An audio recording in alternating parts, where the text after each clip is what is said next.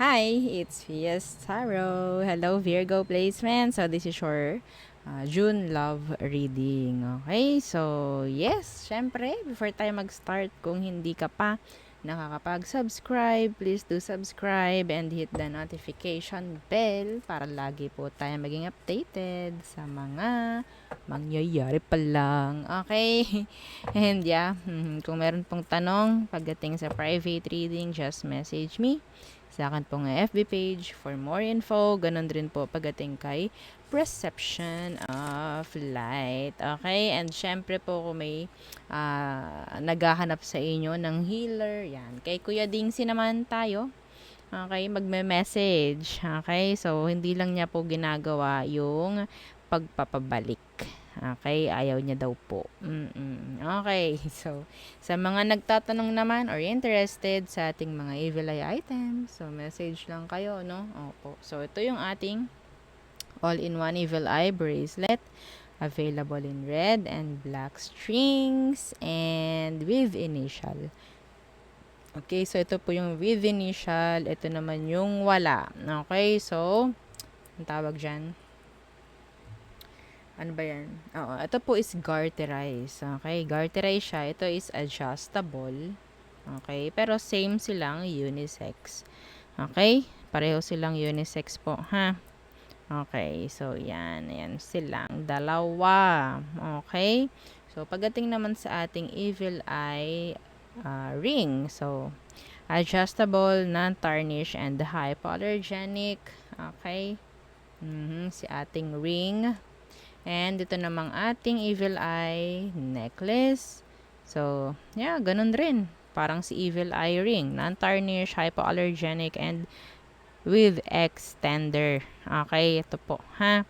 So, pwede nyong mapahabaan at papaiklian yung inyong chain. Okay? So, yeah, hindi po sila separate, no? Kung o-order kayo, kasama na po talaga yung chain. Pero kung gusto nyong gumamit ng ibang chain, pwede naman. Okay?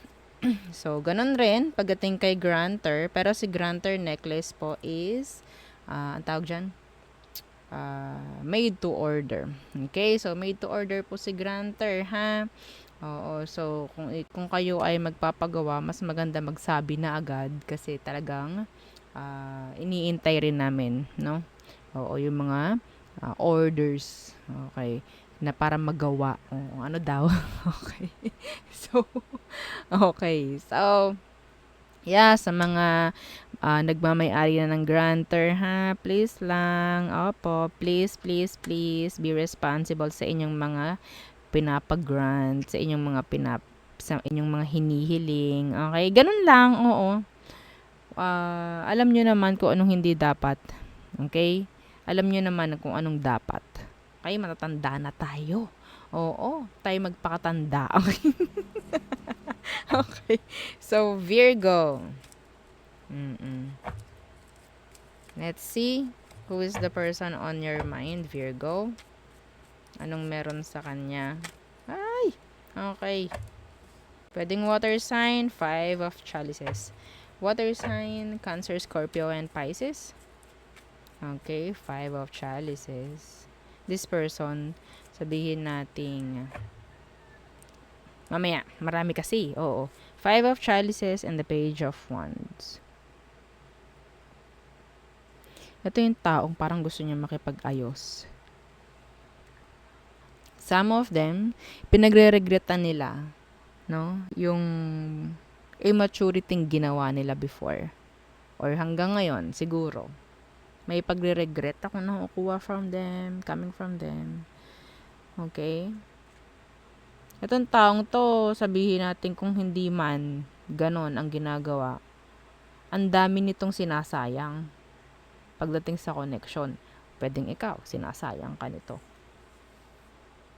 Okay, so we have here water sign and fire sign. Fire signs is Aries, Leo, and Sagittarius.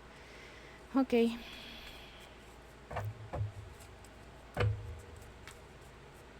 So, ano bang meron sa sitwasyon nyo? Virgo, anong meron sa sitwasyon nyo? The Knight of Pentacles. Sobrang, it's like slow to no action pagdating sa inyong sitwasyon. Why the Knight of Pentacles? Yeah, the Four of Pentacles in reversed.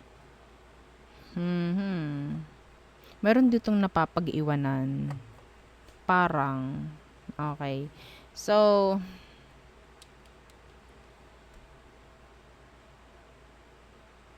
I think, no, meron ditong parang sitwasyon na napaka-boring na. Meron nang naboboard pagdating sa sitwasyon, and I think gusto nang makaalis. Gusto nang parang ano ba naman, sana naman may mangyari ng maganda. Okay, parang ganyan. Sana naman makaalis na tayo sa ganitong cycle, sa ganitong sitwasyon. Napaka-boring, parang ganyan. Meron din ditong bigay ng bigay. Okay? Dahil yung isa, talagang nagpapa-importante. Okay? Hindi marunong makinig, hindi marunong sumunod. Sarili lang yung iniisip. Matigas ang ulo ng iba sa kanila. Okay? Let's see. Ano ba ang totoong emosyon nito for you, Virgo? The Nine of Chalices. Okay. And the Ten of Swords. There's attraction. Okay? There is attraction. Pero, the Ten of Swords is here. In reversed.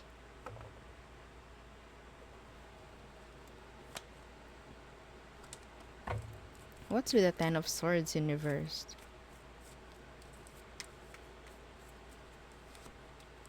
The Two of Swords in reversed. Gusto ka nito. Okay. Pero, yeah, the Five of Pentacles. I think, Virgo, no? Pagdating sa emosyon ng taong ito, lagi na lang merong dedependehan. Parang ganyan. Okay? So, parang control ng taong ito. Kahit gusto ka, kahit may emosyon sa'yo, nandyan yung parang, hindi ko maano eh. The Eight of Swords. See? Something na pwedeng nagkokos pa rin ng overthinking pagdating sa'yo. Okay?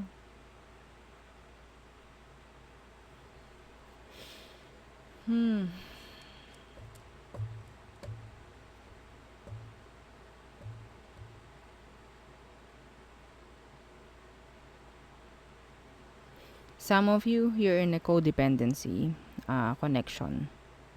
Yeah. Something is pwede mo nga lagi na ipo-provide for them. So that is why hindi nila iisiping lumayo.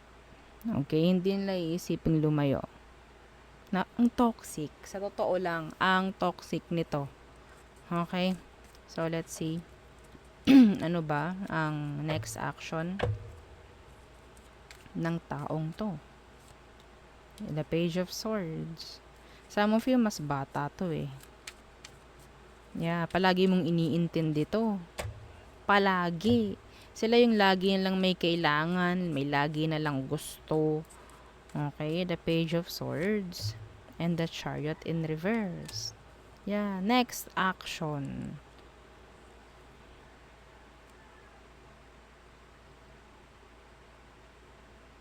Pagdating sa communication, okay, hindi rin nagkakaroon ng growth eh. So, sa pakikipag-connect sa taong ito, ang nakukuha ko, wala akong nakikitang pag-usad, no, na pwedeng manggaling sa kanila. Plano, kung ano man ang iniisip mo, ginugusto mo na mangyari or gawin ng taong ito, hindi nila yun gagawin eh. Bakit? Kasi pwedeng ikaw lang ang gumikilos dito, ang gumagalaw. Dumidepende lang nga talaga sa'yo itong taong to, Virgo. Okay, yeah, the King of Swords. Kahit alam naman niya na pwede siyang kumilos. Parang na spoon-fed. Parang ganyan. So, anong magiging outcome ninyo, Virgo? The Seven of Pentacles, expectations. Mag-expect ka sa taong ito. Bakit? The Devil. Oh! Yeah, the Ace of Pentacles in reverse. Wala kang aasahan. Lahat ng ine-expect mo, yes, sabi ko kanina, mayroon kang gustong mangyari sa taong to pero hindi nila yun gagawin.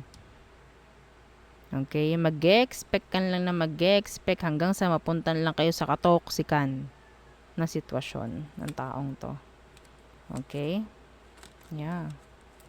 Lahat ng goals mo, lahat ng plano mo, wala kang makukuha sa taong to na makikipag cooperate.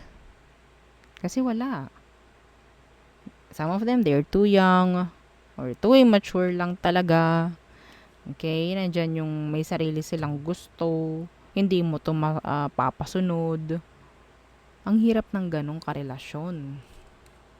Okay? Ang hirap. Para ka lagi na lang magiging kawawa kasi gagawa at gagawa ka ng paraan para ayos.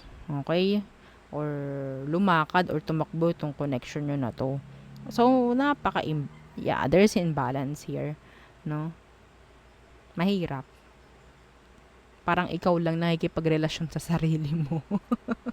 Opo. Sa totoo lang. Parang wala kang karelasyon. Parang karelasyon mo, kinder. No? Pag may gusto, iiyakan ka. No, pag hindi nasunod, pag hindi na ibili, ngangal-ngalan ka. Oo. Payag ka ba nun? O, di ba? Willing ka ba? Nagawin yon everyday para sa kanya. Para ka nagpapalit ng diaper dito. Ha? Okay. Wala ka mapapala. Kung sino man to. You're too stubborn.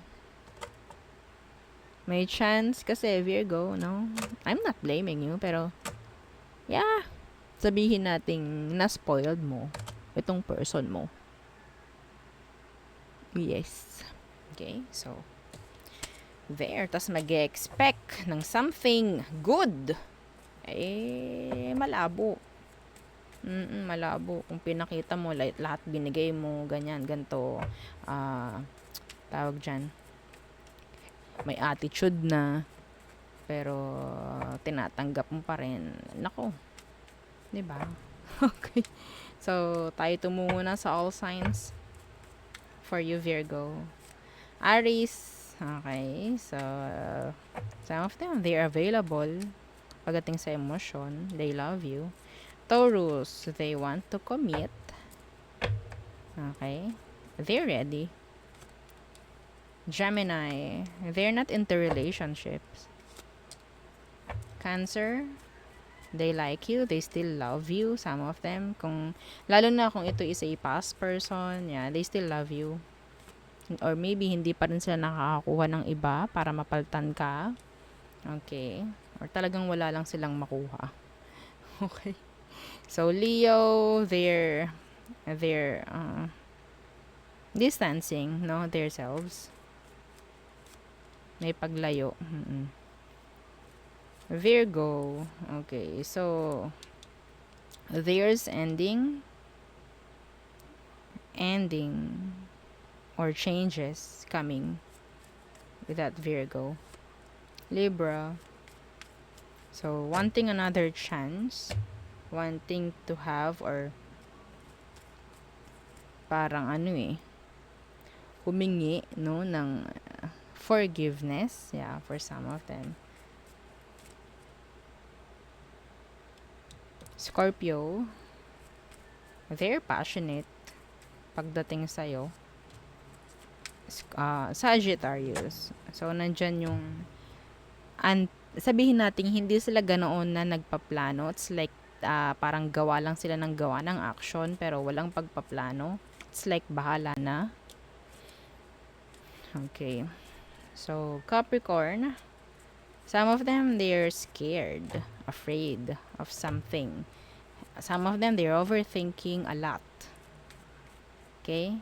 You're renting in their head. Yeah, you're living in their head rent free. Okay, so Aquarius, they need you. Yes, they need you. Pisces, okay, so si Pisces, they're just waiting, going with the flow, like that. Okay, so there, yun ang ating reading for you, Virgo. So again, don't forget to like, share, and subscribe, and follow our FB page. Thank you. Bye.